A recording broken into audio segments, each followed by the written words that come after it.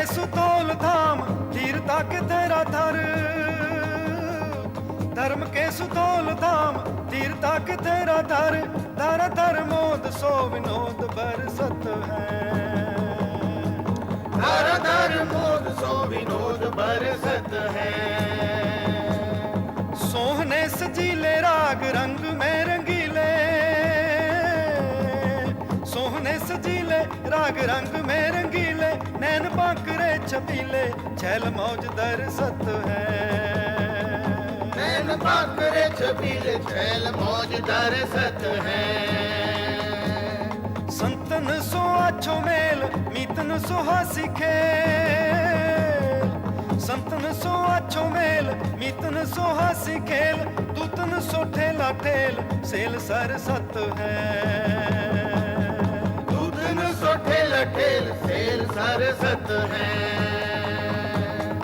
श्री गुरु गोबिंद सिंह जू के लाडले सपूत, श्री गुरु गोबिंद सिंह जू के लाडले सपूत, जोधे फतेह सिंह नाम जापे हर सत निहंग गुरु गोबिंद सिंह जी दे खालसे दा एक उत्तम रूप।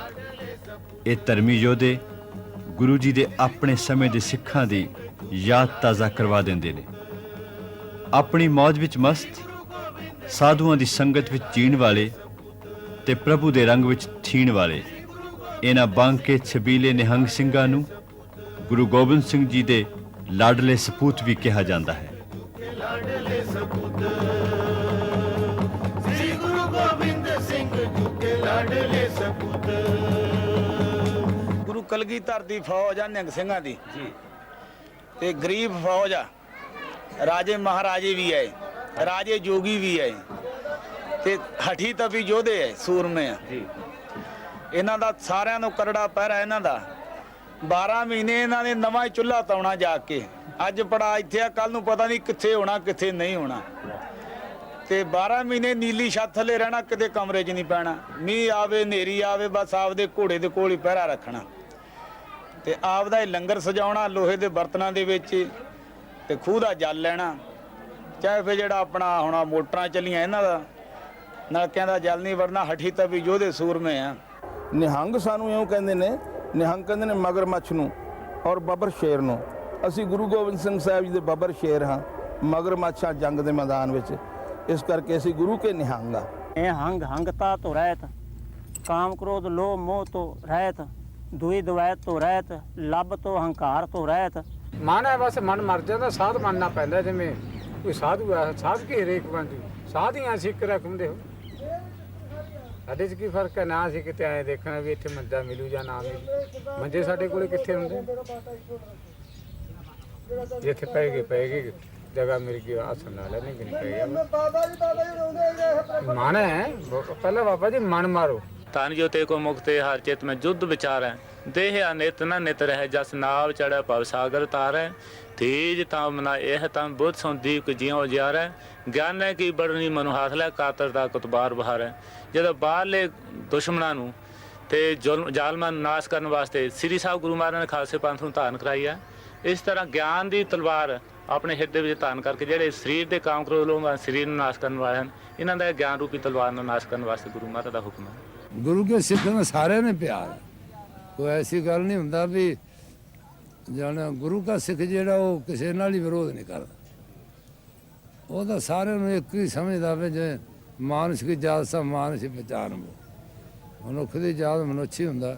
ਖਾਲਸਾ ਸ਼ਾਂਤੀ ਦਾ ਪੁਜਾਰੀ ਹੈ, ਖਾਲਸੇ ਦੇ ਅੰਦਰ ਸਭ ਨਾਲ ਪਿਆਰ ਹੈ, ਖਾਲਸਾ ਸਭ ਦਾ ਸੰਗੀ ਹੈ, ਸਾਥੀ ਹੈ। ਉਹ ਗਰੀਬ ਦੀ ਰੱਖਿਆ ਕਰਨ ਵਾਸਤੇ ਆ, ਗਊ ਗਰੀਬ ਦੀ ਰੱਖਿਆ ਕਰਨ ਵਾਸਤੇ ਆ।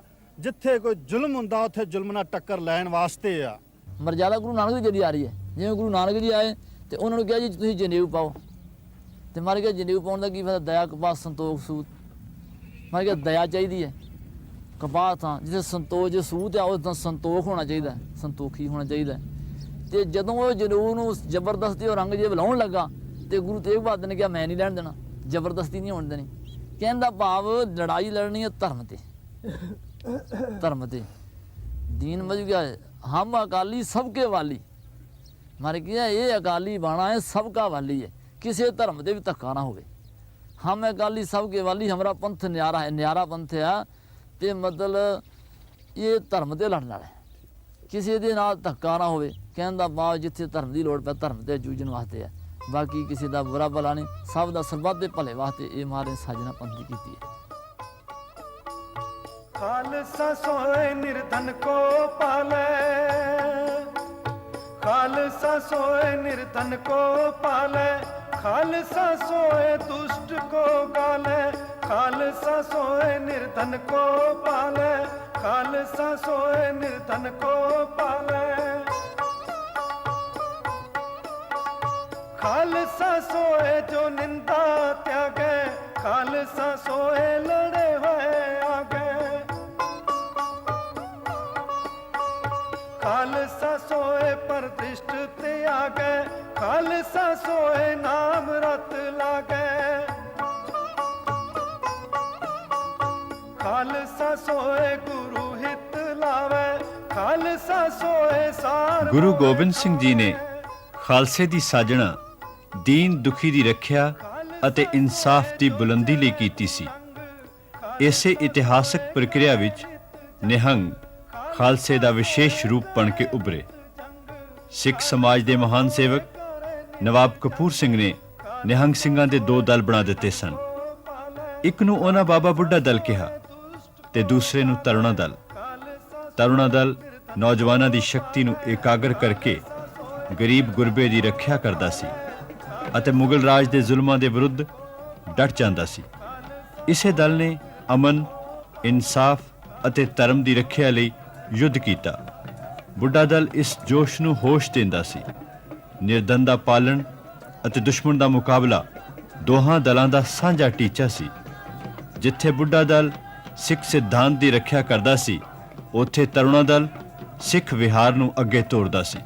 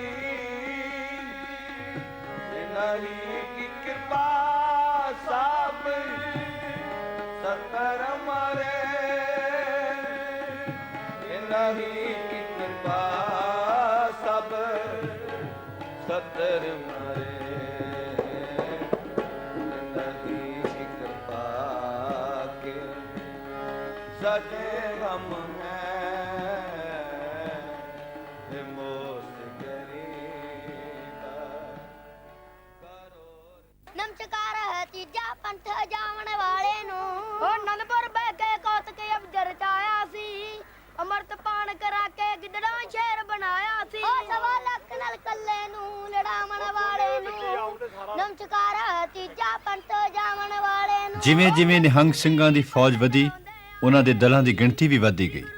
ਹਰ ਇੱਕ ਦਲ ਦਾ ਆਪਣਾ ਇੱਕ ਖੇਤਰ ਹੈ ਜਿੱਥੇ ਉਹ ਸਰਗਰਮ ਰਹਿੰਦਾ ਹੈ। ਵਾਹਿਗੁਰੂ ਦਾ ਨਾਮ ਜਪਣ ਅਤੇ ਲੋਕਾਂ ਦੀ ਸੇਵਾ ਕਰਨ ਤੋਂ ਵੱਧ ਉਹਨਾਂ ਦੀ ਕੋਈ ਇੱਛਾ ਨਹੀਂ। ਬੁੱਢਾ ਦਲ ਦੇ ਜਥੇਦਾਰ ਬਾਬਾ ਸੰਤਾ ਸਿੰਘ। ਇਸ ਦਲ ਦਾ ਕੇਂਦਰ ਸਾਬੋ ਕੀ ਤਲਵੰਡੀ ਦਮਦਮਾ ਸਾਹਿਬ ਵਿਖੇ ਹੈ। ਤਰੁਣਾ ਦਲ ਹਰੀਆਂ ਬੇਲਾਂ ਵਾਲੇ ਦੇ ਜਥੇਦਾਰ ਨੇ ਬਾਬਾ ਅਜੀਤ ਸਿੰਘ। ਇਹਨਾਂ ਦਾ ਕੇਂਦਰ ਟਾਂਡਾ ਉੜਮੁੜ ਜ਼ਿਲ੍ਹਾ ਹੁਸ਼ਿਆਰਪੁਰ ਵਿੱਚ ਹੈ। ਬਾਬਾ ਦਇਆ ਸਿੰਘ ਆਪ ਜਥੇਦਾਰ ਨੇ ਬਾਬਾ ਬਿਧੀ ਚੰਦ ਦਲ ਦੇ, ਜਿਸ ਦਾ ਮੁੱਖ ਸਥਾਨ ਪੱਟੀ ਵਿੱਚ ਹੈ। ਪੁਰਾਤਨ ਤਰੁਣਾ ਦਲ ਦੇ ਸਿੰਘਾਂ ਦੀ ਛਾਉਣੀ ਅਤੇ ਦਲ ਦੇ ਜਥੇਦਾਰ ਬਾਬਾ ਕੁੰਦਨ ਸਿੰਘ। ਦਲ ਦਾ ਮੁੱਖ ਸਥਾਨ ਹੈ ਪਿੱਖੀ ਪਿੰਡ। ਗੁਰੂ ਨਾਨਕ ਦਲ ਮੜੀਆਂ ਵਾਲੇ ਦੇ ਸਿੰਘਾਂ ਦੀ ਛਾਉਣੀ ਅਤੇ ਦਲ ਦੇ ਜਥੇਦਾਰ ਬਾਬਾ ਮਾਨ ਸਿੰਘ। ਇਹਨਾਂ ਦਾ ਮੁੱਖ ਸਥਾਨ ਗੁਰਦਾਸਪੁਰ ਦੇ ਨੇੜੇ ਬਟਾਲਾ। ਬਾਬਾ ਤਰਲੋਕ ਸਿੰਘ ਜਥੇਦਾਰ ਤਰੁਣਾ ਦਲ ਚੌਂਕ ਮਹਿਤਾ। ਛਾਉਣੀ ਮਾਲਵਾ ਤਰੁਣਾ ਦਲ ਦਮਦਮਾ ਸਾਹਿਬ ਅਤੇ ਦਲ ਦੇ ਜਥੇਦਾਰ ਬਾਬਾ ਲਾਲ ਸਿੰਘ। ਇਹ ਛਾਉਣੀ ਹੈ ਬਾਬਾ ਵੀਰ ਸਿੰਘ ਮਿਸਲ ਦੇ ਨਿਹੰਗ ਸਿੰਘਾਂ ਦੀ। ਇਸ ਮਿਸਲ ਯਾਨੀ ਦਲ ਦੇ ਜਥੇਦਾਰ ਨੇ ਬਾਬਾ ਬਲਕਾਰ ਸਿੰਘ। ਵੱਖ-ਵੱਖ ਛਾਉਣੀਆਂ ਵਿੱਚ ਬੈਠੀ ਗੁਰੂ ਦੀ ਇਸ ਖਾਲਸਾ ਫੌਜ ਵਿੱਚ ਸਮਾਨਤਾ ਹੈ ਉਸ ਅਧਿਆਤਮਿਕ ਟੀਚੇ ਦੀ ਜਿਸ ਦੀ ਪ੍ਰੇਰਣਾ ਗੁਰੂ ਗੋਬਿੰਦ ਸਿੰਘ ਜੀ ਨੇ ਦਿੱਤੀ। ਬਾਬਾ ਜੀ ਜਥੇਦਾਰ ਦੀ ਚੋਣ ਕਿੱਦਾਂ ਹੁੰਦੀ ਹੈ? ਜਥੇਦਾਰ ਦੀ ਚੋਣ ਜਿਹੜੀ ਹੈ ਉਹ ਸਾਡੇ ਵਿੱਚ ਇਸ ਤਰ੍ਹਾਂ ਵੋਟ ਨਹੀਂ ਪੈਂਦੇ, ਹੋਰ ਕੋਈ ਕਿਸੇ ਦੇ ਮਸਲਾ ਮਸ਼ਵਰਾ ਨਹੀਂ ਹੁੰਦਾ। ਜਦੋਂ ਜਥੇਦਾਰ ਪਹਿਲਾ ਚੜ੍ਹਾਈ ਕਰ ਜਾਂਦਾ ਫਿਰ ਸਾਰੀ ਸੰਗਤ ਇਕੱਤਰ ਹੁੰਦੀ ਹੈ ਮਹਾਰਾਜ ਦੀ ਤਾਬਿਆ 'ਚ, ਤੇ ਉਹਨਾਂ 'ਚੋਂ ਫਿਰ ਸਾਰਿਆਂ ਸਿੰਘਾਂ ਉੱਤੇ ਸਿੱਖ ਪੰਥ ਨਿਗਾਹ ਮਾਰ ਲੈਂਦਾ।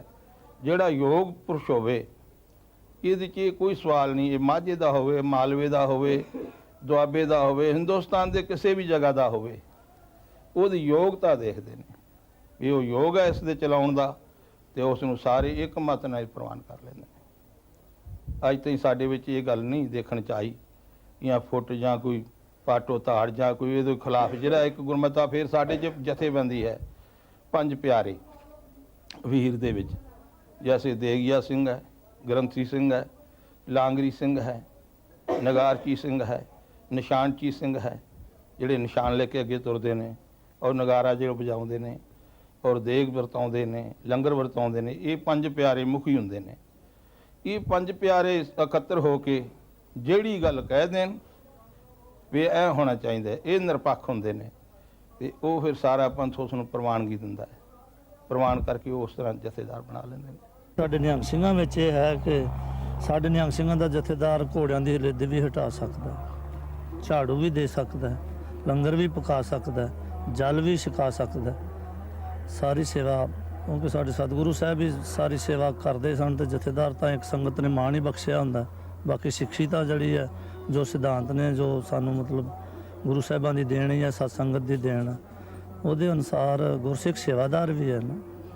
ਜਥੇਦਾਰੀ ਤਾਂ ਠੀਕ ਹੈ, ਪੰਥ ਨੇ ਸੰਗਤ ਨੇ ਬਖਸ਼ੀ ਹੈ। ਤੇ ਬਾਕੀ ਇੱਥੇ ਗੁਰੂ ਘਰ ਵਿੱਚ ਸੇਵਾ ਕਰਕੇ ਹੀ ਮਾਣ ਮਿਲਦਾ ਹੈ।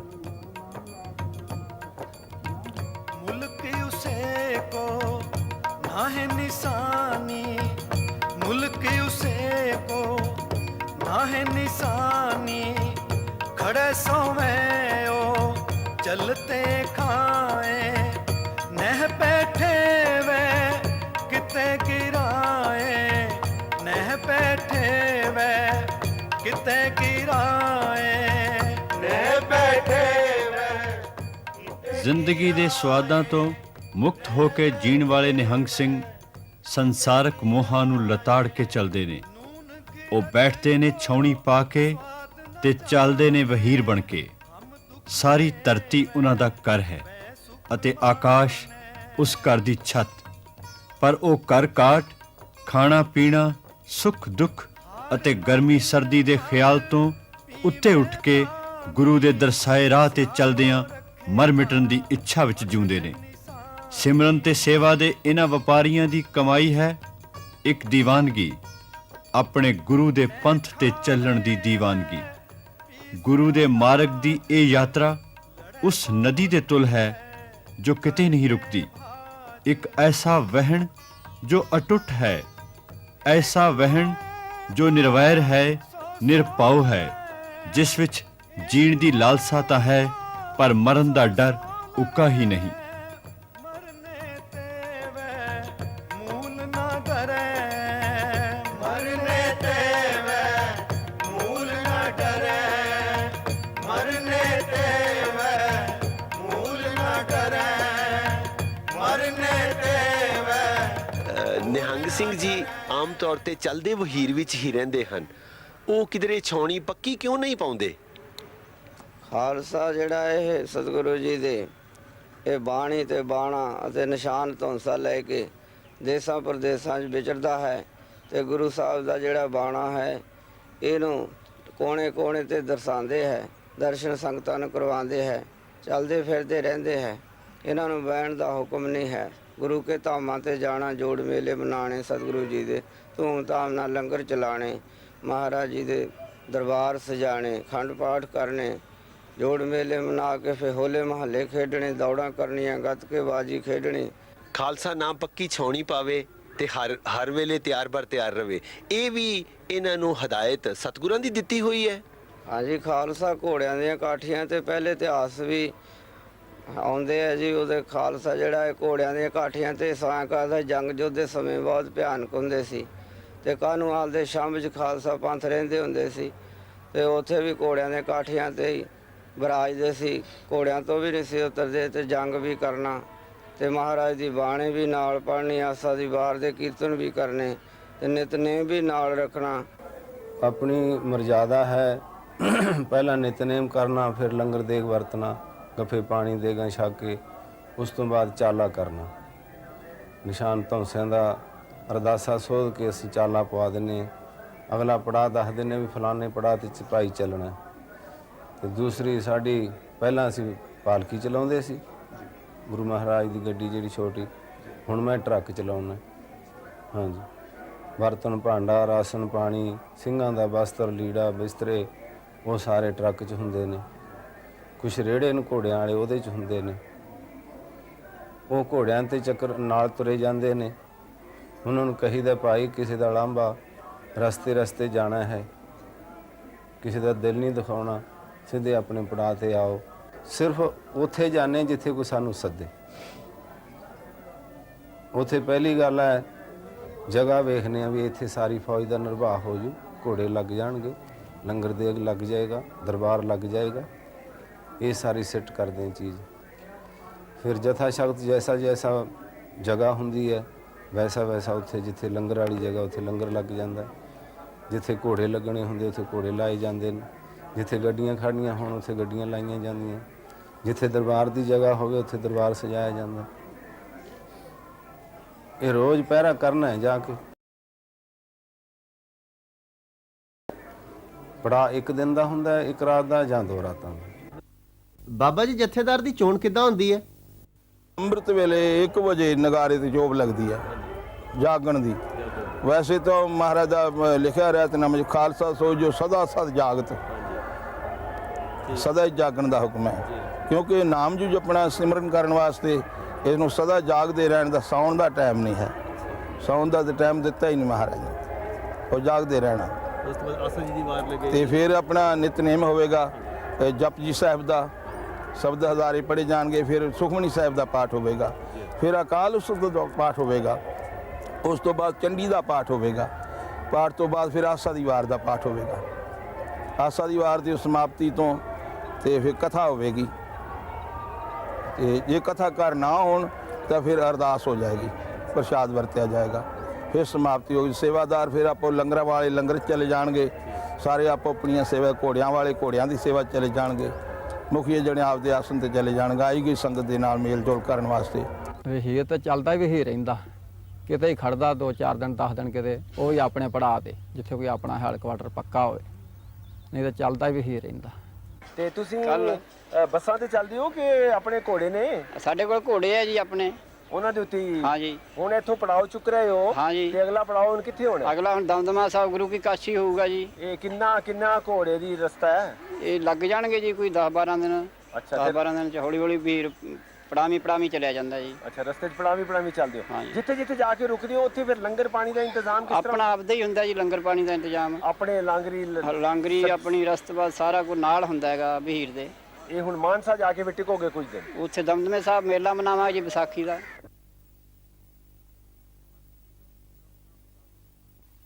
ਨਿਹੰਗ ਸਿੰਘਾਂ ਦੀ ਪਰੰਪਰਾ ਮੁਤਾਬਿਕ ਉਹਨਾਂ ਦਾ ਵਹੀਰ ਸਾਰਾ ਵਰ੍ਹਾ ਚੱਲਦਾ ਰਹਿੰਦਾ ਹੈ। ਉਹ ਵੱਖ-ਵੱਖ ਗੁਰਧਾਮਾਂ ਤੇ ਜਾ ਕੇ ਗੁਰਪੁਰਬਾਂ ਤੇ ਤਿਉਹਾਰਾਂ ਨੂੰ ਮਨਾਉਂਦੇ ਹਨ। ਹੋਲਾ ਮੁਹੱਲਾ ਅਨੰਦਪੁਰ ਸਾਹਿਬ ਵਿਖੇ, ਵਿਸਾਖੀ ਦਮਦਮਾ ਸਾਹਿਬ ਵਿੱਚ ਅਤੇ ਦੀਵਾਲੀ ਅੰਮ੍ਰਿਤਸਰ ਦੇ ਹਰਿਮੰਦਰ ਸਾਹਿਬ ਵਿੱਚ ਮਨਾਈ ਜਾਂਦੀ ਹੈ। ਦੁਸਹਿਰੇ ਦਾ ਤਿਉਹਾਰ ਚਮਕੌਰ ਸਾਹਿਬ ਅਤੇ ਹਜ਼ੂਰ ਸਾਹਿਬ ਵਿੱਚ ਮਨਾਇਆ ਜਾਂਦਾ ਹੈ। ਚਲਦੇ ਵਹੀਰ ਵਿੱਚ ਆਮ ਕਰਕੇ ਭੁਚੰਗੀ ਸਿੰਘ ਹੁੰਦੇ ਹਨ, ਜਿਹੜੇ ਪਰਿਵਾਰਕ ਝਮੇਲਿਆਂ ਵਿੱਚ ਨਹੀਂ ਪੈਂਦੇ, ਪਰ ਛਾਉਣੀਆਂ ਦੀ ਸੇਵਾ ਕਰਨ ਵਾਲੇ ਨਿਹੰਗ ਸਿੰਘ ਆਮ ਕਰਕੇ ਗ੍ਰਸਤੀ ਸਿੰਘ ਹੁੰਦੇ ਹਨ ਤੇ ਇਹਨਾਂ ਸਿੰਘਾਂ ਦਾ ਮੁੱਖ ਕਿੱਤਾ ਖੇਤੀਬਾੜੀ ਹੁੰਦਾ ਹੈ।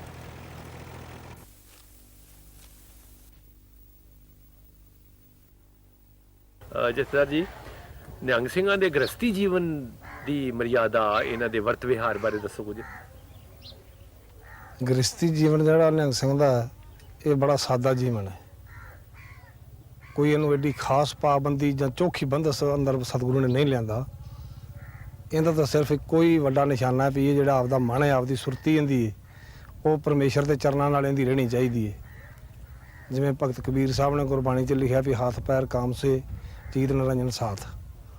ਤੇ ਇਹਦਾ ਫੁਰਨਾ ਜਿਹੜਾ ਅੰਦਰ ਦਾ ਹੈ ਅੰਮ੍ਰਿਤਧਾਰੀ ਸਿੰਘ ਦਾ, ਉਹ ਇਹਦਾ ਬਾਜਾਂ ਵਾਲੇ ਦੇ ਚਰਨਾਂ ਵੱਲੇ ਉਹਦਾ ਧਿਆਨ ਹੋਣਾ ਚਾਹੀਦਾ, ਜਿਵੇਂ ਗਾਂ ਦਾ ਬੱਚੇ ਵੱਲੇ, ਮਾਂ ਦਾ ਬੱਚੇ ਵੱਲੇ। ਤੇ ਕੰਮ ਇਹ ਆਪਣੀ ਮਰਜ਼ੀ ਨਾਲ ਜੋ ਮਰਜ਼ੀ ਕਰ ਸਕਦਾ ਕਰੇ, ਖੁੱਲੇ ਦਿਲ ਨਾਲ ਧਰਮ ਦੀ ਕਿਰਤ ਕਰੇ। ਤੇ ਵਹੀਰ ਵਿੱਚ ਜਿਹੜੇ ਨਿਹੰਗ ਸਿੰਘ ਰਹਿੰਦੇ ਨੇ, ਉਹਨਾਂ ਦਾ ਜੀਵਨ ਕੁਝ ਅਲੱਗ ਕਿਸਮ ਦਾ ਹੁੰਦਾ ਹੈ। ਉਹਨਾਂ ਦਾ ਜੀਵਨ ਬਹੁਤ ਉੱਚਾ ਸੁੱਚਾ ਹੁੰਦਾ ਹੈ, ਕਿਉਂ ਉਹ ਇੱਕ ਕਿਸਮ ਦਾ ਮੁੱਢ ਹੁੰਦਾ ਦਰਖਤ ਦਾ। ਅਸੀਂ ਸ਼ਾਖਾਂ ਪੱਤੇ ਹਾਂ, ਉਹਨਾਂ ਦਾ ਮੁੱਢ ਹੁੰਦਾ, ਉਹਨਾਂ ਤੋਂ ਅਸੀਂ ਮਰਿਆਦਾ ਸਿੱਖਣੀ ਹੁੰਦੀ ਹੈ। ਅਸੀਂ ਉੱਥੋਂ ਦੇ ਅੰਮ੍ਰਿਤਧਾਰੀ ਹੁੰਦੇ ਹਾਂ, ਜੋ ਉਹ ਕਰਦੇ ਨੇ ਉਹਨਾਂ ਨੂੰ ਅਸੀਂ ਵੇਖ ਕੇ ਤੇ ਉਹੀ ਅਸੀਂ ਕਰਦੇ ਹਾਂ। ਤੇ ਬੱਚਿਆਂ ਦੀ ਪੜ੍ਹਾਈ ਵੱਲ ਵੀ ਤਵੱਜੋ ਦੇ ਰਹੇ ਹੋ ਕਿ ਨਹੀਂ? ਬਹੁਤ ਵੱਡੀ ਜ਼ਿਆਦੀ। ਮੇਰੇ ਆਪਦੇ ਬੱਚੇ ਤਾਂ ਵੈਸੇ ਨਹੀਂ ਪੜ੍ਹ ਸਕੇ, ਤੇ ਹੁਣ ਗਾਂ ਜਿਹੜੇ ਮੇਰੇ ਪੋਤੀਆਂ ਪੋਤੇ ਨੇ, ਇਹਨਾਂ ਨੂੰ ਸਾਡੇ ਸਾਰੇ ਟੱਬਰ ਦੀ, ਸਾਰੇ ਪਰਿਵਾਰ ਦੀ, ਹਰ ਇੱਕ ਮੈਂਬਰ ਦੀ ਇਹ ਜੱਦੋ-ਜਹਿਦ ਬੜੀ ਵੱਡੀ ਕੋਸ਼ਿਸ਼ ਹੈ ਵੀ ਅਸੀਂ ਬੱਚਾ ਕੋਈ ਅਨਪੜ੍ਹ ਨਹੀਂ ਰਹਿਣ ਦੇਣਾ। ਚੰਗੀ ਸਿੰਘ ਸੱਜਣ, ਲਾਲਾ ਨਿਸ਼ਾਨ ਭੱਜਣ, ਕਠਾਨ ਜੈਸੇ ਗੱਜਣ, ਮਹਾਨ ਬਲਵਾਨ ਕੇ ਅੜਾਕੇ ਰੋਡੇ ਭੱਜਣ, ਤੜਾਕ ਤੀਰ ਤੱਗਣ, ਕੜਾਕ ਕੜਾਕ ਬਾਣ ਵੱਜਣ, ਗੋਬਿੰਦ ਸਿੰਘ ਜਵਾਨ ਕੇ ਕੜਾਕ ਕੜਾਕ ਤਲਵਾਰਬਾਜ਼ੀ ਅਤੇ ਤੀਰ ਅੰਦਾਜ਼ੀ ਦੀ ਕਲਾ ਵਿੱਚ ਪੂਰੇ ਤੇ ਲੋਹੇ ਦੇ ਚੱਕਰਾਂ ਨੂੰ ਚਲਾਉਣ ਵਿੱਚ ਨਿਪੁੰਨ ਨਿਹੰਗ ਯੋਧੇ ਗੁਰੂ ਦੀਆਂ ਸਭ ਨਿਸ਼ਾਨੀਆਂ ਨੂੰ ਨਾਲ ਲੈ ਕੇ ਚੱਲਦੇ ਹਨ। ਪਰ ਸਭ ਦੇ ਮਨ ਵਿੱਚ ਇੱਕ ਵਾਹਿਗੁਰੂ ਦਾ ਵਾਸ ਹੁੰਦਾ ਹੈ। ਨਿਹੰਗ ਸਿੰਘਾਂ ਦੀ ਅੱਧੀ ਪੁਸ਼ਾਕ ਕੱਪੜੇ ਦੀ ਤੇ ਬਾਕੀ ਅੱਧੀ ਲੋਹੇ ਦੀ ਹੁੰਦੀ ਹੈ। ਇਹ ਲੋਹਾ ਉਹਨਾਂ ਦੀ ਸ਼ਕਤੀ ਦਾ ਪ੍ਰਤੀਕ ਹੈ ਤੇ ਕੱਪੜੇ ਉਹਨਾਂ ਦੀ ਭਗਤੀ ਦਾ।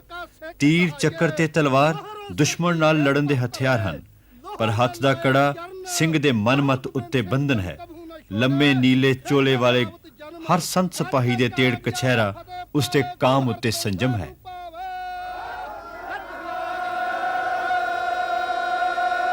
ਤੇ ਤੁਸੀਂ ਇਹ ਜਿਹੜਾ ਨੀਲਾ ਬਾਣਾ ਪਾਉਂਦੇ ਹੋ, ਹਾਂ, ਇਹਦੀ ਮਹਿਮਾ ਕੀ ਹੈ? ਨੀਲੇ ਬਾਣੇ ਦੀ ਇਹ ਵੀ ਨੀਲੇ ਬਾਣੇ ਹੈ ਕਿ ਸਾਂਝਾ ਬਾਣਾ, ਸਰਬੱਤ ਦੇ ਭਲੇ ਵਾਲਾ ਬਾਣਾ। ਵੈਸੇ ਜਿਵੇਂ ਨੀਲਾ ਆਕਾਸ਼ ਹੈ, ਆਕਾਸ਼ ਸਭ ਨੀਲਾ ਹੈ, ਕਿਸੇ ਨਾਲ ਵਿਤਕਰਾ ਨਹੀਂ ਕਰਦਾ, ਕਿਸੇ ਦੇ ਘੱਟ ਨਹੀਂ, ਕਿਸੇ ਦੇ ਥੋੜਾ ਨਹੀਂ। ਅਸੀਂ ਹੁਣ ਨਿਸ਼ਾਨ ਵੀ ਗੁਰਦੁਆਰਾ ਵੇਖੋ, ਨਿਸ਼ਾਨ ਸਾਹਿਬ ਝੁੱਲੇ ਹੁੰਦੇ ਆ ਨੀਲੇ ਰੰਗ ਦੇ ਹੋਣਗੇ ਕਿ ਇਹ ਮੇਰਾ ਸਾਂਝਾ ਇਹ ਗੁਰਦੁਆਰਾ, ਇੱਥੇ ਹਰ ਧਰਮ ਦਾ ਬੰਦਾ ਆ ਸਕਦਾ। ਦਸਵੇਂ ਪਾਤਸ਼ਾਹ ਗੁਰਬਾਣੀ ਵਿੱਚ ਜਾਣ ਕੀਤਾ, ਚਾਰ ਵਰਨ ਕੋ ਏਕ ਕਰਾਹੂੰ, ਵਾਹਿਗੁਰੂ ਸਿੰਘ ਕੋ ਨਾਮ ਜਪਾਹੂੰ। ਮਾਰੇ ਕਹਿੰਦੇ ਚਾਰੇ ਵਰਨ ਇੱਕ ਹੋ ਜਾਣਗੇ, ਵਾਹਿਗੁਰੂ ਦਾ ਜਾਪ ਸਾਰਾ ਸੰਸਾਰ ਕਰੇਗਾ। ਵਾਹਿਗੁਰੂ ਸਿੰਘ ਕੋ ਨਾਮ ਜਪਾਹੂੰ, ਚੜੇ ਸਿੰਘ ਤਸਮੂਤ ਕਰਾਹੂੰ, ਝੂਲਣ ਨੇ ਹਸਤੀ ਸਾਜੇ, ਦਵਾਰ ਦਵਾਰ ਪਰ ਨੌਬਤ ਵਾਜੇ। ਦਵਾਰੇ ਦਵਾਰੇ ਤੇ ਨੌਬਤ ਵਾਹਿਗੁਰੂ ਦੀ ਵੱਜੂ, ਜਦੋਂ ਵਾਹਿਗੁਰੂ ਦੇ ਸ਼ਬਦ ਦਾ ਸਭ ਨੂੰ ਪਤਾ ਲੱਗ ਜਾਏਗਾ। ਕਹਿੰਦਾ ਭਾਵ ਨੀਲਾ ਰੰਗ ਜਿਹੜਾ ਇਸ ਨੂੰ ਬੜਾ ਵਡਿਆ ਦਸਵੇਂ ਪਾਤਸ਼ਾਹ ਨੇ ਮਾਰੇ ਕਿਹਾ ਹੈ, ਕਰੂੰ ਖਾਲਸਾ ਤੀਸਰ ਪ੍ਰਵੇਸ਼ਾ, ਤੀਸਰਾ ਪੰਥ ਸਾਜ ਦਾਂਗਾ। ਕਰੂੰ ਖਾਲਸਾ ਤੀਸਰ ਪ੍ਰਵੇਸ਼ਾ, ਜਗੇ ਸਿੰਘ ਜੋਧੇ ਧਰੇ ਨੀਲ ਭੇਸਾ। ਸਿੰਘ ਸੂਰਮੇ ਹੋਣਗੇ, ਉਹਨਾਂ ਦਾ ਭੇਸ ਬਾਣਾ ਜਿਹੜਾ ਉਹਨਾਂ ਦਾ ਨੀਲਾ ਹੋਵੇਗਾ। ਇਹ ਬਾਣਾ ਜਿਹੜਾ ਹੈ ਨਾ, ਇਹ ਬਾਣਾ ਸੁਲ੍ਹਾ ਕੁਨ ਹੈ, ਪਰਮੇਸ਼ਰ ਸੁਲ੍ਹਾ ਕੁਨ ਹੈ। ਸਭ ਉਸ ਦਾ ਰਚਨਾ ਰਚੀ ਹੋਈ ਹੈ। ਉਹ ਭਾਵੇਂ ਕਿਸੇ ਵਿੱਚ ਵੀ ਹੈ, ਉਹ ਸਾਰਿਆਂ ਦੇ ਉੱਤੇ ਇੱਕੋ ਨਿਗਾਹ ਰੱਖਦਾ ਹੈ। ਇਸ ਕਰਕੇ ਇਹ ਬਾਣਾ ਜਿਹੜਾ ਹੈ, ਇਹ ਅਕਾਲ ਪੁਰਖ ਦਾ ਹੈ। ਸਿੱਖ ਪੰਥ ਦੇ ਵਿੱਚ ਚਾਰ ਰੰਗ ਪ੍ਰਵਾਨ ਹਨ, ਨੀਲਾ, ਪੀਲਾ, ਕਾਲਾ, ਚਿੱਟਾ। ਨਿਹੰਗ ਸਿੰਘ ਦੇ ਚਾਰ ਰੰਗ ਸਿੱਖ ਧਰਮ ਨੂੰ ਭਾਰਤ ਦੀ ਪ੍ਰਾਚੀਨ ਪਰੰਪਰਾ ਨਾਲ ਜੋੜਦੇ ਹਨ। ਚਾਰ ਵੇਦਾਂ ਤੇ ਚਾਰ ਵਰਣਾਂ ਦੀ ਪਰੰਪਰਾ। ਪਰ ਇਹ ਚਾਰ ਰੰਗ ਇਹ ਵੀ ਦੱਸਦੇ ਨੇ ਕਿ ਗੁਰੂ ਘਰ ਵਿੱਚ ਚਾਰੇ ਵਰਣ ਸਮਾਨ ਹਨ। ਸਾਰੇ ਨਿਹੰਗ ਸਿੰਘਾਂ ਦੇ ਸਿਰਾਂ ਤੇ ਉੱਚਾ ਦੁਮਾਲਾ ਸਜਿਆ ਹੁੰਦਾ ਹੈ ਅਤੇ ਸਾਰੇ ਇੱਕ ਹੀ ਸੰਗਤ ਦੇ ਬਰਾਬਰ ਸੰਗੀ ਹੁੰਦੇ ਹਨ। ਇਸੇ ਲਈ ਤਾਂ ਉਹ ਮਿਲ ਕੇ ਵਾਹਿਗੁਰੂ ਦਾ ਨਾਮ ਜਪਦੇ ਹਨ।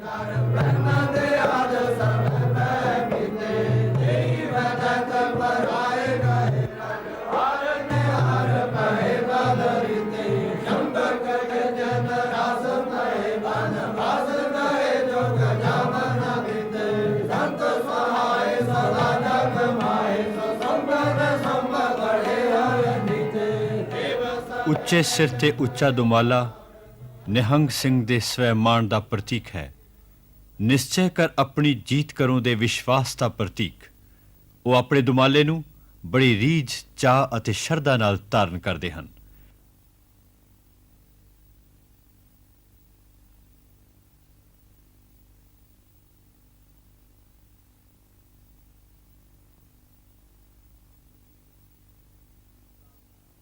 ਬੰਨੀ ਹੋਈ ਇਸ ਉੱਚੀ ਦਸਤਾਰ ਨੂੰ ਬੁੰਗਾ ਵੀ ਕਿਹਾ ਜਾਂਦਾ ਹੈ। ਉੱਚਾ ਬੁੰਗਾ ਜੋ ਸਜੈ ਨਾਮ ਨਿਹੰਗ ਸਜਾਨ।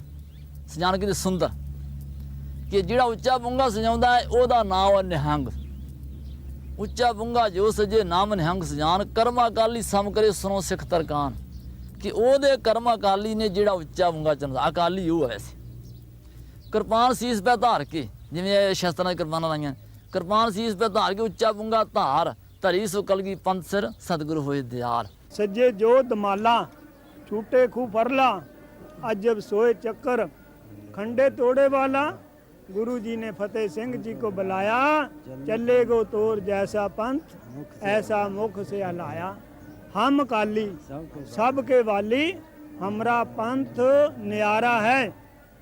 दीन मुजब का युद्ध जो किन्नी खंडा फड़िया दो तारा है।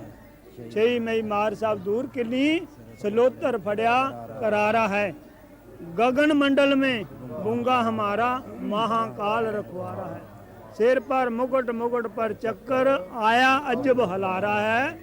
नान गुरु गोबिंद सिंह जी तुद अगे शीस हमारा।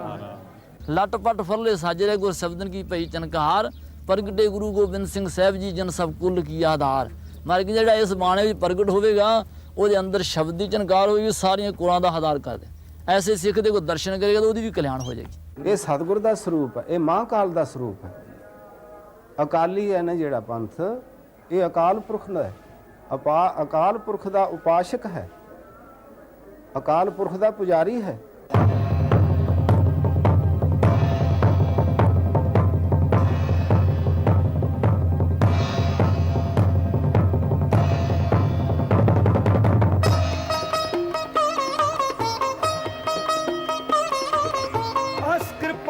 खंडो खड़क अस कृपान खंडो खड़क तुपक तबरियार तीर सैफ सरोही सैथी जय हमारे पीर। अस कृपान खंडो खड़क अस कृपान खंडो खड़क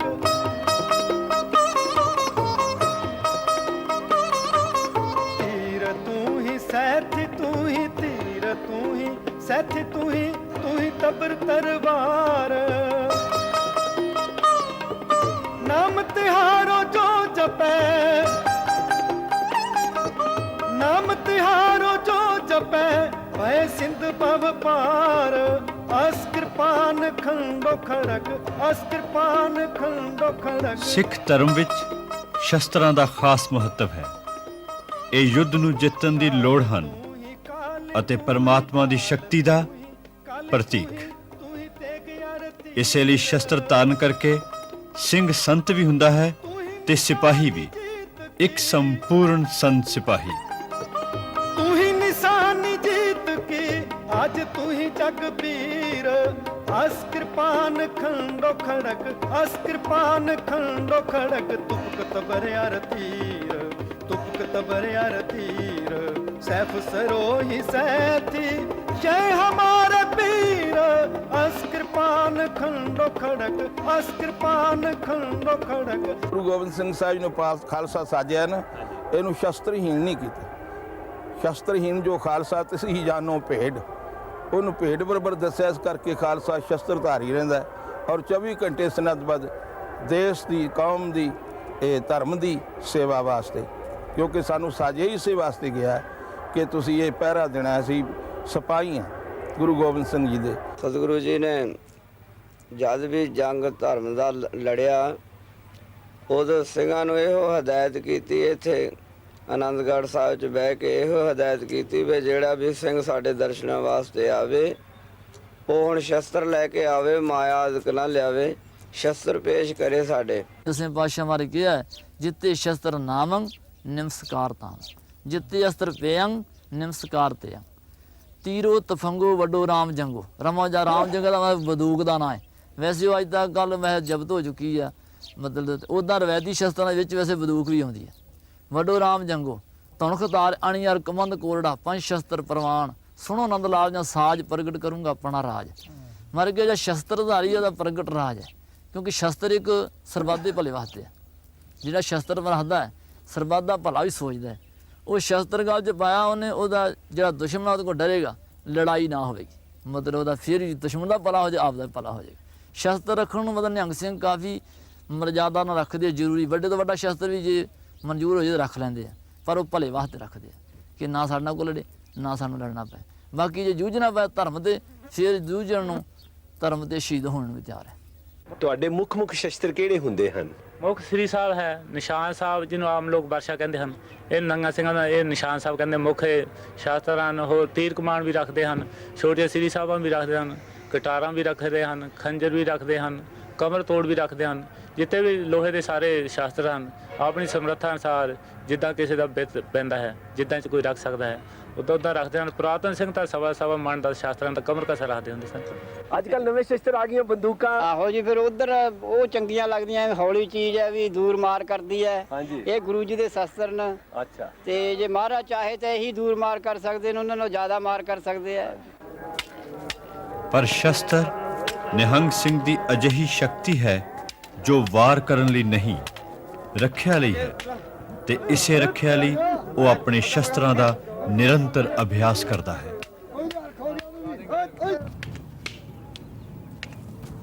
ਆਪਣੇ ਆਪਣੇ ਦਲਾਂ ਵੱਲੋਂ ਬਾਕਾਇਦਾ ਲਾਇਸੈਂਸ ਦਿੱਤੇ ਜਾਂਦੇ ਹਨ। ਇਹ ਲਾਇਸੈਂਸ ਨਿਹੰਗ ਦਾ ਗੌਰਵ ਵੀ ਹੈ ਅਤੇ ਉਸ ਦਾ ਅਨੁਸ਼ਾਸਨ ਵੀ।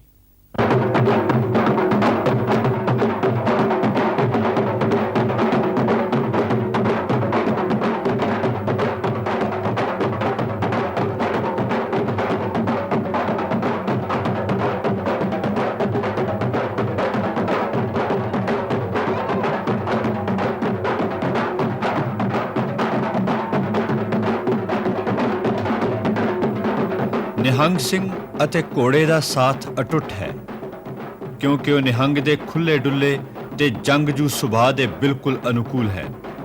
ਉਹ ਮੈਦਾਨੇ ਜੰਗ ਵਿੱਚ ਹੱਲਾ ਬੋਲਣ ਵਿੱਚ ਸਹਾਇਤਾ ਕਰਦਾ ਹੈ ਅਤੇ ਪੰਧ ਮੁਕਾਉਣ ਦਾ ਵਿਸ਼ਵਾਸਯੋਗ ਜ਼ਰੀਆ ਹੈ।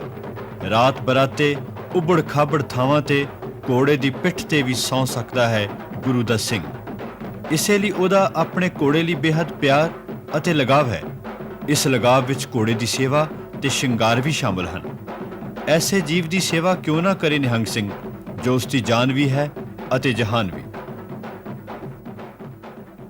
ਆਦਿ ਗ੍ਰੰਥ ਵਿੱਚ ਮਹਾਰਾਜ ਨੇ ਜਾਣ ਕੀਤਾ ਹੈ, ਘੋੜ ਬਿਨ ਕਾਸ਼ ਸਵਾਰ, ਸਾਧੂ ਬਿਨ ਨਾਹੀ ਦਰਬਾਰ।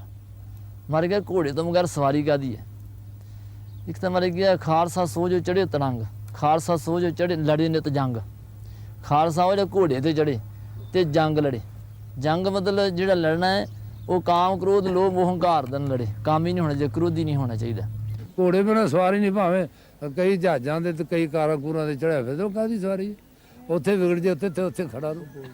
ਹਾਂ, ਇਹਦਾ ਜਿੱਧਰ ਮਰਜੀ, ਜੇ ਦਰਿਆ ਤੇ ਦਰਿਆ ਵੀ ਸਿੱਧਾ ਕਰ ਸਿੱਧਾ ਚੀਰ ਕੇ ਲੈ ਜਾਓ, ਜੇ ਨਾਰ ਆ ਗਈ ਤਾਂ ਨਾਰ ਦੇ ਵੀ ਦੀ ਲੈ ਜਾਓ, ਜੇ ਟੋਆ ਟਿੱਬਾ ਕੁਝ ਉਹਦੇ ਇਹ ਛੱਡਦਾ ਨਹੀਂ ਲੈ ਜਾਓ। ਬੇਸ਼ੱਕ ਜਿੰਨੀਆਂ ਮਰਜ਼ੀ ਵੀ ਲਈਏ ਜੀ ਆਪਾਂ, ਜੀਪਾਂ ਜਿਪਸੀਆਂ ਹੈਲੀਕਾਪਟਰ ਜੋ ਕੁਛ ਵੀ ਮਰਜ਼ੀ ਲਈਏ, ਪਰ ਘੋੜਾ ਇੱਕ ਐਸੀ ਚੀਜ਼ ਜਿਹੜੀ ਨਿਹੰਗ ਸਿੰਘ ਨਾਲ ਆਖਰੀ ਤੱਕ ਨਾਲ ਰਹੇਗੀ। ਨਿਹੰਗ ਸਿੰਘ ਸੰਸਥਾਵਾਂ ਨਾਲ ਇਸ ਨੂੰ ਸਤਿਗੁਰਾਂ ਨੇ ਪੀਰ ਆਖਿਆ ਘੋੜੇ ਨੂੰ। ਘੋੜੇ ਨੇ ਮਹਾਰਾਜ ਨੇ ਨਮਸਕਾਰ ਕੀਤੀ ਹੈ, ਦਸਵੇਂ ਪਾਤਸ਼ਾਹ ਨੇ ਘੋੜੇ ਨੂੰ ਮੱਥਾ ਟੇਕਿਆ। ਹੁਣ ਹੀ ਮਤਲਬ ਸਿੰਘ ਘੋੜੇ ਤੇ ਚੜ੍ਹਦੇ, ਘੋੜੇ ਨੂੰ ਮੱਥਾ ਟੇਕ ਕੇ ਚੜ੍ਹਦੇ। ਮਤਲਬ ਮਹਿਮਾ ਬਹੁਤ ਸਾਰੀ ਦੱਸੀ, ਸਮਾਂ ਲੱਗਦਾ, ਮੈਂ ਘੋੜੇ ਦੀ ਬਹੁਤ ਵੱਡੀ ਮਹਿਮਾ ਮਹਾਰਾਜ। ਉਹ ਲਿਆ ਚੁੱਕਿਆ ਚਾਰਕੂਰ ਦੀਆਂ ਖਬਰਾਂ, ਉਹ ਵੈਰੀ ਨੂੰ ਬੰਨ ਮਾਰ ਮਕਾ, ਪਹਿਲੇ ਸਣੇ ਸਾਹਿਬ ਕੀਆ ਦੂਜੇ ਰੰਗ ਚੜਾ, ਕਿਲਾ ਤੋੜਨਾ ਲਾਹੌਰ ਦਾ ਗੁਰਾ ਦਿੱਤਾ ਫਰਮਾ, ਸੁੱਖਾ ਲੜਾਕੀ ਰੋਡੇ ਖਸਕਾਜ ਰਗੜ ਕੇ ਸਾਹਿਬ ਕੀਆ ਦੀਵਾਰ, ਬਾਕੀ ਨੁਕਦਾ ਜੋ ਬਲੇ ਛਰ ਮਲੇਰ ਤੇ ਝਾੜ, ਆਇਆ ਮਲੇਛਾ ਨੁਕਦਾ ਤੇਰੇ ਬਾਲ ਬਜੇ ਨੂੰ ਸੁੱਖਾ ਕੋਟ ਕੇ ਪੀਣਾ ਅਤੇ ਪਿਆਉਣਾ ਨਿਹੰਗ ਸਿੰਘਾਂ ਦੇ ਵਰਤਾਰੇ ਦਾ ਅਟੁੱਟ ਹਿੱਸਾ ਹੈ। ਇਹ ਉਹਨਾਂ ਨੂੰ ਦੁਸ਼ਮਣ ਨਾਲ ਲੜ ਮਰਨ ਦੀ ਪ੍ਰੇਰਨਾ ਦਿੰਦਾ ਹੈ। ਇਸੇ ਲਈ ਉਹ ਉਸ ਨੂੰ ਸ਼ਹੀਦੀ ਦੇਗ ਵੀ ਕਹਿੰਦੇ ਹਨ ਅਤੇ ਸੁਖ ਨਿਧਾਨ ਦਾ ਦਰਜਾ ਵੀ ਦਿੰਦੇ ਹਨ। ਉਹ ਸਿੰਘਾਂ ਕੋ ਜਾਊਗਾ ਝੜ ਕੇ ਲਗਾਇਆ ਹੁਣ ਗੋਲਾ, ਨਾ ਛੰਨਾ ਕੰਨ ਨਾ ਖੋਲਾ, ਗੱਜ ਗੱਜ ਕਾ ਰਖ ਜਾਵੇ ਪੱਤੇ ਭਾਵੇਂ ਹੱਥ ਸ੍ਰੀ ਅਕਾਲ। ਲੰਗਰ ਬਣਾ ਕੇ ਸਭ ਨੂੰ ਛਕਾਉਣਾ ਸਿੱਖ ਧਰਮ ਦੀ ਅਨੂਠੀ ਪਰੰਪਰਾ ਹੈ। ਲੰਗਰ ਨੂੰ ਦੇਗ ਵੀ ਕਿਹਾ ਜਾਂਦਾ ਹੈ। ਇਸੇ ਲਈ ਨਿਹੰਗ ਦੇਗ ਤੇਗ ਫਤਿਹ ਦਾ ਜੈਕਾਰਾ ਵੀ ਲਾਉਂਦੇ ਹਨ। ਲੰਗਰ ਦਾ ਸੰਬੰਧ ਦੇਗ ਨਾਲ ਹੈ ਤੇ ਤੇਗ ਦਾ ਸੰਬੰਧ ਯੁੱਧ ਨਾਲ। ਇਹ ਗੁਰੂ ਮਹਾਰਾਜ ਦਾ ਹੁਕਮ ਹੈ, ਦੇਗ ਤੇ ਜਗ ਮੈਂ ਦੋ ਚਲੈ। ਖਾਲਸੇ ਪੰਥ ਨੂੰ ਗੁਰੂ ਮਹਾਰਾਜ ਦਾ ਹੁਕਮ ਹੈ ਦੇਗ ਚਲਾਣੀ। ਜਦੋਂ ਵੀ ਸਿੰਘ ਜੰਗਲਾਂ ਵਿੱਚ ਕਾਹਨੂਵਾਲ ਦੇ ਸ਼ਾਮ ਵਿੱਚ ਵੀ ਰਹਿੰਦੇ ਸਨ, ਉਧਰ ਵੀ ਬੀਕਾਨੇਰ ਵਿੱਚ ਵੀ ਰਹਿੰਦੇ ਸਨ। ਲੰਗਰ ਜਿਹੜਾ ਹੈ ਹਮੇਸ਼ਾ ਨਗਾਰੇ ਤੇ ਚੋਟ ਲਾ ਕਰਕੇ ਵਰਤਾਇਆ ਜਾਂਦਾ, ਤਿਆਰ ਕਰਕੇ ਅਰਦਾਸ ਬੇਨਤੀ ਸਤਿਗੁਰੂ ਅੱਗੇ ਕਰਕੇ, ਫਿਰ ਨਗਾਰੇ ਤੇ ਚੋਟ ਲਾ ਕਰਕੇ ਫਿਰ ਨਗਾਰਾ ਵਜਾਇਆ ਜਾਂਦਾ ਸਾਰੇ ਆਲ ਦਾ ਸੂਚਨਾ ਦੇਣ ਵਾਸਤੇ ਵੀ ਭਾਈ ਲੰਗਰ ਤਿਆਰ ਹੈ, ਜਿਹੜਾ ਮਰਜ਼ੀ ਆ ਕੇ ਲੰਗਰ ਛਕੋ। ਉਸ ਵੇਲੇ ਬੇਸ਼ੱਕ ਦੁਸ਼ਮਣ ਦਾ ਮੁਸਲ ਪਠਾਨ ਕੋਈ ਵੀ ਹੋਵੇ ਲੰਗਰ ਛਕਦੇ ਰਹੇ ਤੇ ਹੁਣ ਵੀ ਛਕ ਸਕਦੇ ਹਨ, ਕਿਸੇ ਨੂੰ ਕੋਈ ਇਸ ਗੱਲ ਦੀ ਮਨਾਹੀ ਨਹੀਂ, ਸਾਰਿਆਂ ਨੂੰ ਸਾਂਝਾ ਸੱਦਾ ਦਿੱਤਾ ਜਾਂਦਾ। ਨਿਹੰਗ ਸਿੰਘਾਂ ਦਾ ਆਪਣਾ ਦੰਡ ਵਿਧਾਨ ਹੈ। ਉਸੇ ਮੁਤਾਬਕ ਦੋਸ਼ੀਆਂ ਨੂੰ ਸਜ਼ਾ ਸੁਣਾਈ ਜਾਂਦੀ ਹੈ ਅਤੇ ਨਿਹੰਗ ਬਾਣਾ ਦਾਗੀ ਹੋਣ ਤੋਂ ਬਚਾਇਆ ਜਾਂਦਾ ਹੈ। ਅਸੀਂ ਰਸ ਕੇ ਕਰਦੇ ਸੀ, ਸਿੱਧਾ ਕਿਹਨੂੰ ਵੇ ਕਹਿੰਦੇ ਬਕਦਾ। ਤੁਹਾਨੂੰ ਲੀੜਾ ਨਹੀਂ ਮਿਲਦਾ, ਤੁਹਾਨੂੰ ਰੋਜੀ ਨਹੀਂ ਮਿਲਦੀ, ਜਲ ਪਾਣੀ ਨਹੀਂ ਮਿਲਦਾ, ਕੋਈ ਕਿਹੜੀ ਗੱਲੋਂ ਤੰਗ ਹੋਏ ਸਾਲਿਓ। ਇੱਥੇ ਸਾਡੀ ਜਿਹੜੀ ਗੁਰਸਿੱਖਾਂ ਦੀ ਰੀਤ ਆ ਉਹ ਫੜੋ ਤੇ ਡਾਕੇ ਮਾਰਨੇ, ਸਾਨੂੰ ਬਦਨਾਮ ਕਰਾਉਣਾ ਪੰਥ ਨੂੰ। ਉਹ ਤਾਂ ਤੁਹਾਡੀਆਂ ਸੇਵਾ ਕਰਨ, ਤੁਹਾਡੇ ਪੜਾ ਲਾਉਣ ਤੇ ਕੰਜਰੋ ਤੁਸੀਂ ਗੋਲਕਾ ਭੰਨੋ। ਹਾਂ ਚੜ੍ਹਨ ਨੂੰ ਤੁਹਾਨੂੰ ਘੋੜੇ ਮਿਲੇ ਨੇ, ਰਾਸ਼ਨ ਪਾਣੀ ਦਾ ਫਿਕਰ ਕੋਈ ਨਹੀਂ, ਲਿਆਉਣ ਦੇਣ ਦਾ ਫਿਕਰ ਕੋਈ ਨਹੀਂ। ਬਾਬਾ ਜੀ ਕਰਮ ਕੀ ਕਰਦੇ ਹੋ? ਬਾਬਾ ਜੀ ਮੇਰਾ ਇਹ ਮੁੜ ਕੇ ਲਾਂਭਾ ਆਇਆ ਨਾ ਮੇਰੇ ਕੋਲ ਇਹ ਤਾਂ ਗਾਹਾਂ ਵੇਖਾਂਗੇ ਨਾ ਸਮਾਂ ਜੈਸਾ ਹੋਊਗਾ। ਤੇ ਤੁਸੀਂ ਫਿਰ ਇਹਨਾਂ ਨੂੰ ਕੀ ਹੁਣ ਦੰਡ ਦਿਓਗੇ, ਕਿਵੇਂ ਇਹਨਾਂ ਦਾ ਸੁਧਾਰ ਕਰੋਗੇ? ਜੋ ਵਿਚਾਰ ਹੋਵੇਗੀ ਬਾਬਾ ਜੀ ਦੇ ਨਾਲ ਵਿਚਾਰ ਕੇ ਫਿਰ ਇਹਨਾਂ ਨੂੰ ਦੰਡ ਦਿੱਤਾ ਜਾਊ, ਜੋ ਯੋਗ ਦੰਡ ਦਿੱਤਾ ਜਾਊ। ਖਾਲਸੇ ਦਾ ਦੰਡ ਇੰਨਾ ਕੀ ਹੁੰਦਾ, ਜਾਂ ਉਹਨੂੰ ਸੇਵਾ ਲਾ ਦੇਣੀ, ਜਾਂ ਉਹਨੂੰ ਬਾਣੀ ਲਾ ਦੇਣੀ ਵੀ ਤੂੰ ਬਾਣੀ ਪੜ੍ਹਨੀ ਹੈ, ਤੂੰ ਬਾਣੀ ਕੰਠ ਕਰਨੀ ਹੈ, ਜਾਂ ਤੂੰ ਕੋਈ ਸਿੰਘਾਂ ਦੀ ਹੋਰ ਸੇਵਾ ਕਰਨੀ, ਘੋੜਿਆਂ ਦੀ ਲਿੱਦ ਹਟਾਉਣੀ ਹੈ, ਜਾਂ ਘੋੜਿਆਂ ਨੂੰ ਪਾਣੀ, ਇਹੋ ਜਿਹੀ ਸੇਵਾ ਹੁੰਦੀ। ਹੋਰ ਕਤਲ ਥੋੜੋ ਇਹਨਾਂ ਨੂੰ ਕਰਨਾ, ਗੋਲੀ ਥੋੜੋ ਇਹਨਾਂ ਨੂੰ ਮਾਰਨੀ। ਸਮਝਾਉਣਾ ਹੀ ਸਿੱਧੇ ਰਸਤੇ ਪਾਉਣਾ, ਜਿਵੇਂ ਕਿਤੇ ਜਿਸ ਤਰ੍ਹਾਂ ਹਿਸਾਬ ਨਾਲ ਪੈ ਸਕਣ। ਜਿਹੜਾ ਮੁੜ ਇਹੋ ਜਿਹੀ ਅਵਗਿਆ ਕਰੀ ਜਾਵੇ ਫਿਰ ਉਹਦਾ ਕੀ ਕਰਦੇ? ਫਿਰ ਉਹਨੂੰ ਅਸੀਂ ਬਾਹਰ ਕੱਢ ਦਿੰਦੇ।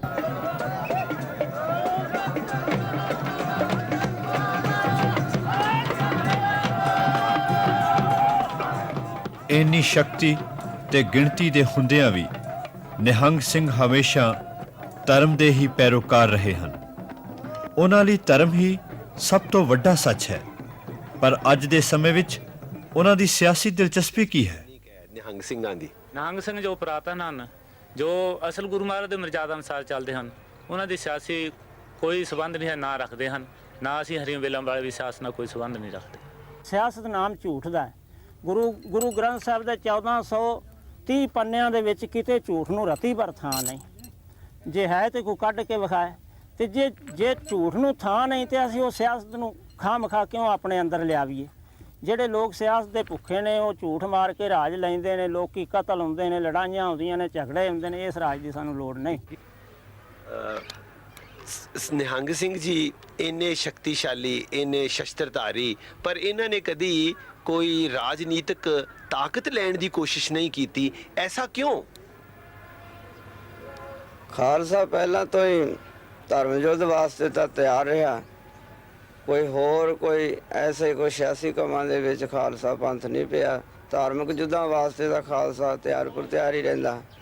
ਇਹ ਸਤਿਗੁਰੂ ਜੀ ਦਾ ਕਹਿਣਾ ਵੀ ਹੈ ਬਈ ਗਰੀਬ ਗੁਰਬੇ ਦੀ ਰੱਖਿਆ ਕਰਨੀ ਹੈ। ਰਾਜਨੀਤੀ ਨੂੰ ਇਕੱਠਾ ਕੋਈ ਧਰਮਾਤਮਾ ਬੰਦਾ ਰੱਖ ਸਕੇ ਤੇ ਰੱਖ ਸਕੇ, ਨਹੀਂ ਤੇ ਝੂਠ ਤੇ ਸੱਚ ਇਕੱਠਾ ਨਹੀਂ ਰਹਿ ਸਕਦਾ।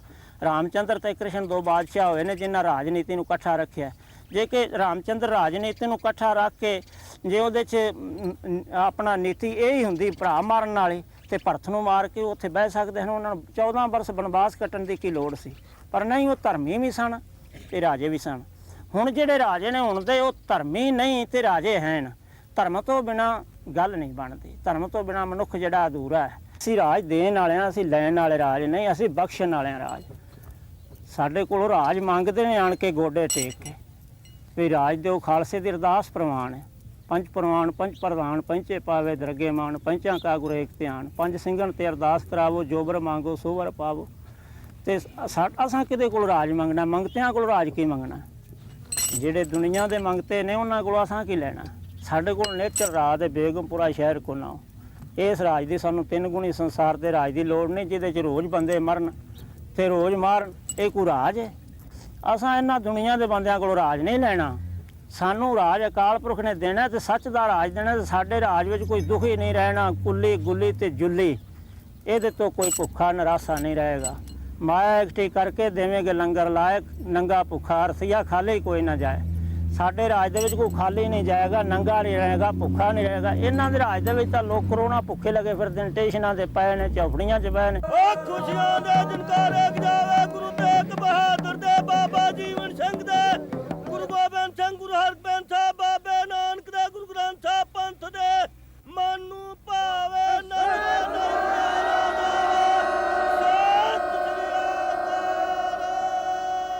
ਵਾਹਨ ਸਿੰਗਾਰੇ ਰਹੇ,